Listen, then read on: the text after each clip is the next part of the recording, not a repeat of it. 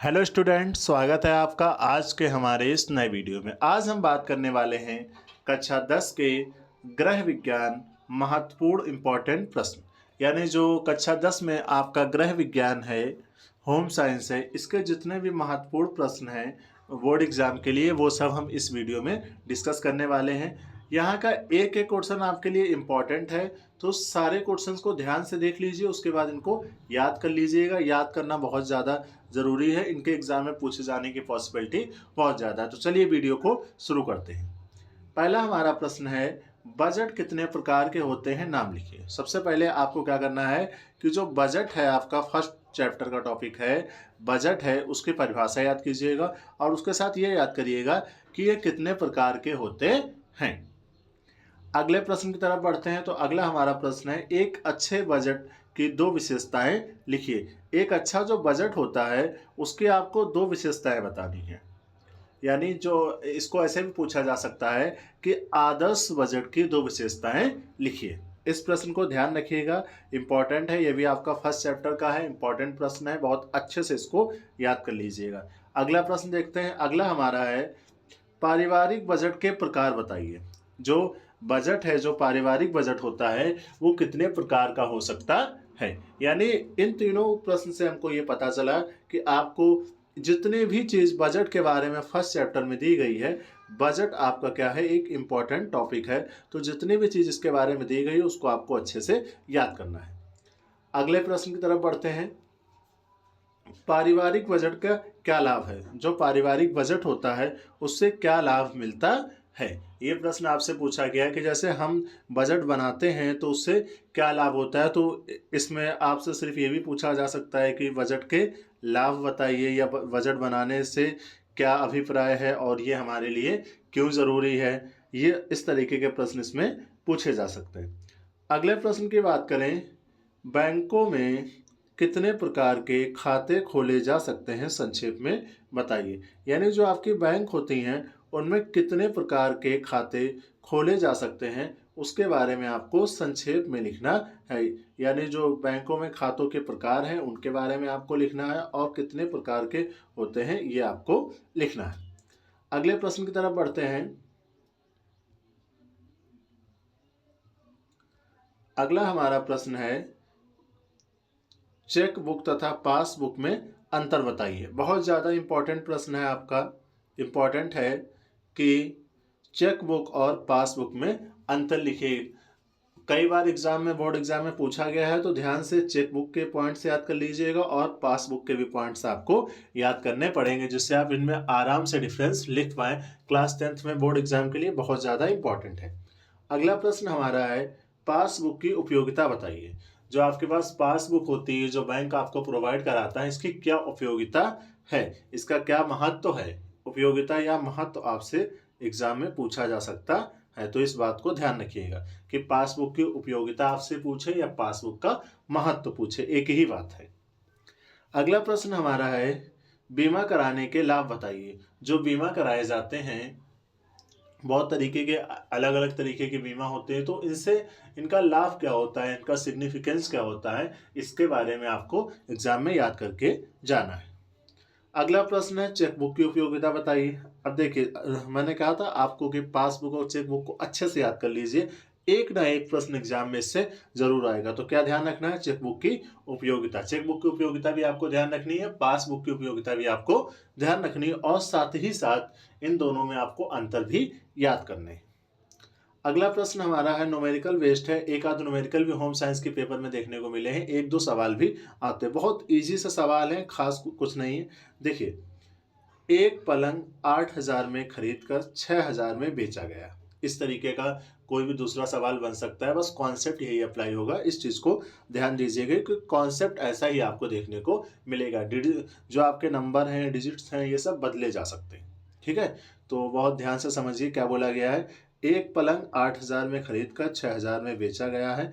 लाभ अथवा हानि बताइए, और क्या करिए, लाभ अथवा हानि प्रतिशत बताइए। तो देखिए, सबसे पहले आपको लाभ या हानि निकालनी है, देन उसका क्या निकाल देना है, प्रतिशत निकाल देना है। तो देखो, 8,000 में किसी चीज़ को खरीद के अगर आप 6,000 में बेच रहे हैं, तो जाहिर सी बात है आपको उसमें क्या हो रही है, हानि हो रही है।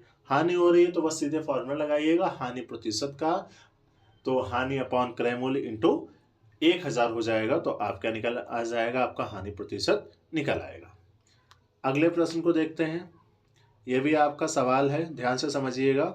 होम साइंस वाले बच्चों को सवालों में ज़्यादा समस्या होती है, इनको मैथ जल्दी समझ में नहीं आती है, लेकिन जो यहाँ पे सवाल हैं वो इजी हैं। सब यही फॉर्मेट आपको एग्जाम में देखने को मिलेगा, तो बहुत ध्यान से समझ लीजिए। एक परिवार की मासिक आय 4000 रुपये है, सॉरी 40,000 रुपये है। एक परिवार है, उसकी जो मासिक आय है वो 40,000 रुपये है। वह भोजन पर 15,000 रुपये, घर पर यानी जो उसके घर के खर्चे एक्सपेंसिव हैं उनके ऊपर 10,000 रुपये, और जो स्कूल की फीस है उस पर 5,000 रुपये खर्च करता है। तो उसका प्रति माह नहीं होगा यहाँ पे, प्रति माह बचत प्रतिशत ज्ञात कीजिए। यानी उसका हर एक महीने में कितनी बचत होती है उसको आपको प्रतिशत में बताना है। तो देखिए सिंपल सा तरीका है। मासिक आय आपको दी गई है, आय आपको दी गई है, और आय में से आप माइनस कर लीजिएगा क्या, खर्च। आय में से क्या माइनस करेंगे आप, खर्च माइनस कर लीजिएगा। आय आपकी 40,000 रुपये है, खर्च इन तीनों को ऐड कर लीजिएगा, 15,000, 10,000 और 5,000। जब आप इनको ऐड करेंगे तो ये अप्रोक्स 30,000 जाएंगे। तो इसमें से आप क्या करेंगे कि आय में से 30,000 को घटा देंगे, और जो निकलेगा उसको बस सिंपली आपको प्रतिशत में बदल देना है। अगला प्रश्न हमारा है, ये बहुत ज़्यादा इंपॉर्टेंट है, लगभग हर बार आता है एग्जाम में, और सेम फॉर्मेट में आता है। कुछ आपको करने की जरूरत नहीं, मैं इसमें छोटा सा आपको फॉर्मूला बता रहा हूँ, बस वही अप्लाई कर लीजिएगा।